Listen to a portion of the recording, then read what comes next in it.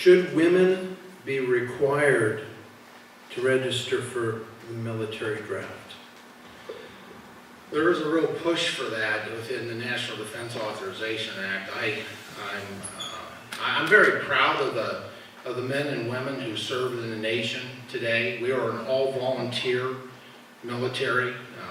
Penny and I have a son that is a staff sergeant today. He is a Purple Heart Wounded Warrior in Iraq and continues to serve today. Our daughter-in-law is retired now, but she was injured in training.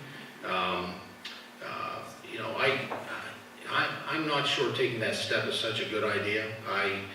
Quite frankly, I'm hoping we never ever have to rely on a draft again. I'm not looking to go that direction. There are some in Washington on both sides of the aisle that push this, a small group that push this rather strongly. I'm very proud of an all-volunteer force. I think they're proud of an all-volunteer force. They're not looking to return to a day of the draft. We've been able to meet our needs. We've been able to, I was very proud to increase funding last year, increase spending. And we did that for things other than military, but we increased specifically $15 billion towards our military because of how the administration was looking to decrease our forces.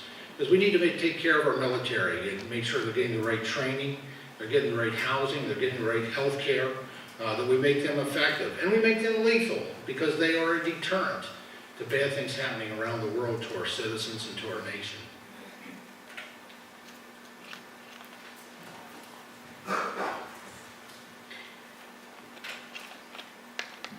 There were no weapons of mass destruction in Iraq.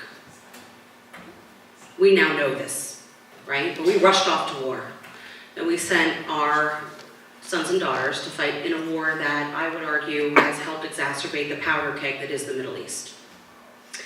If we have our daughters sign up for the selective service, just like our sons, I wonder how many families will rethink their votes when they go to the polls and who they're going to vote for. Are they going to vote for hawks? Are they going to vote for doves? Are they going to vote for people that want to take a pause and a moment and say, I'm not certain this is our fight? We now know that women are just as capable of doing anything that men can do. And they make great soldiers, and they make great pilots, and they make great Army medics and nurses. Why shouldn't we sign up for the selective service? I love my country just as much as anyone else does. Why should it only be the boys that get the shot? Right? So we're on the verge of possibly having the first woman in the White House. We're capable of doing anything that men could do. And most women that I know would be willing to step forward if asked. But I think more importantly, by making the draft not gender selective, I think it makes us more responsible when we make the choice to go to war. It makes us more certain. And maybe it makes us pause before we get ourselves entangled in fights like Iraq that, let's be honest, still isn't over. Still isn't over. So, yeah, I would support that. Yes, please.